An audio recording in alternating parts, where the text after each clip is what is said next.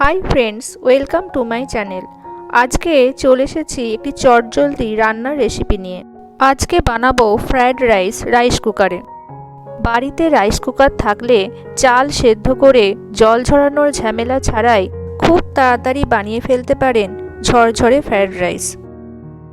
এটি বানানোর জন্য আমি নিয়েছি 3 কাপ দেরাদুন রাইস, 1 ঘন্টা জলে ভিজিয়ে রেখেছি। এছাড়া নিয়েছি গাজর, বিনস, ক্যাপসিকাম ও কড়াইশুঁটি। একটি কড়াইয়ে নিয়ে নিচ্ছি 2 টেবিল চামচ সাদা তেল। তেলটা গরম হয়ে গেলে একে একে দিয়ে দেব সবজিগুলো।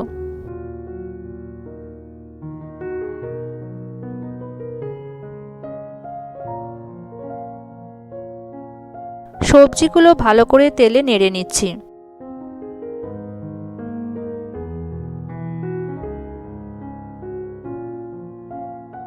নুন এখন দিচ্ছি না, তাতে সবজি থেকে জল বেরিয়ে সবজিগুলো ভাজতে দেরি হবে।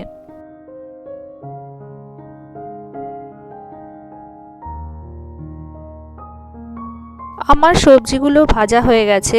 এবার সবজিগুলো আমি একটি অন্য পাত্রে তুলে রেখে দিচ্ছি।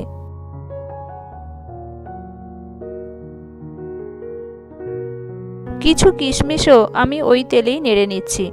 আপনারা ইচ্ছা করলে কাজু বাদামও দিতে পারেন।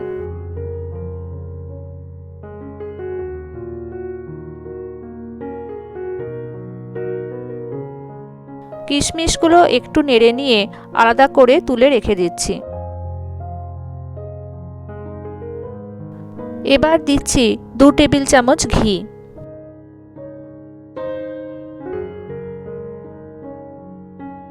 দিচ্ছি 2টো তেজপাতা আর দেব গোটা গরম মশলা। এর মধ্যে দিচ্ছি জয়িত্রী, 2টো বড় এলাচ, দারচিনি, ছোট এলাচ ও লবঙ্গ। গোটা মশলাগুলো একটু নেড়ে নিয়ে এতে দিয়ে দিলাম ভিজিয়ে রাখা চালগুলো।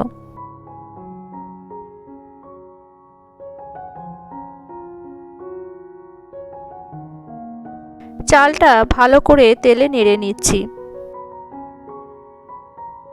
প্রায় 3-4 মিনিট ধরে চালটা ভালো করে মিডিয়াম ফ্লেমে নেড়ে নিতে হবে। চালটা ভাজা হয়ে গেলে দিয়ে দিচ্ছি ভেজে রাখা সবজিগুলো।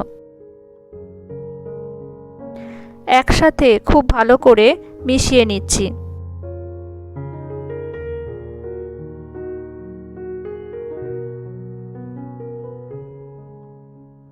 এবারে আমি নিয়ে নিয়েছি একটা রাইস কুকার।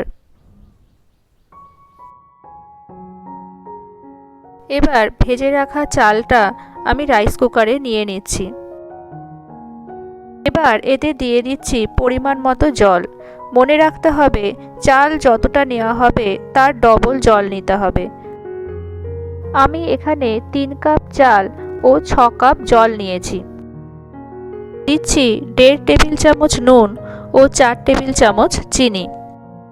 নুন ও মিষ্টি অবশ্যই আপনাদের স্বাদ মতনই দেবেন। ভালো করে মিশিয়ে নিয়ে আমি রাইস কুকারের সুইচটা অন করে দিলাম।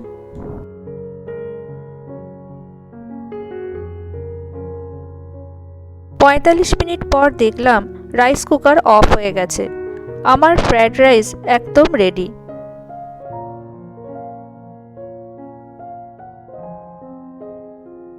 আমি হাফ জায়ফল, হাফ টিস্পুন সাজিরে এবং 7-8টা সামরিচ একসঙ্গে গুঁড়ো করে রেখেছিলাম, সেটা অল্প অল্প করে দিয়ে দিচ্ছি।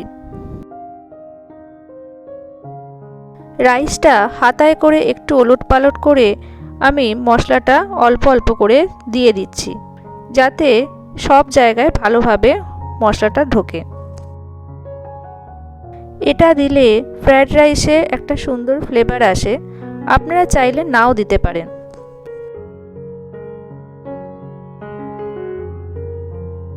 এইভাবে চটপট ফ্রাইড রাইস বানানোর পদ্ধতিটি আপনাদের কেমন লাগলো অতি অবশ্যই জানাবেন।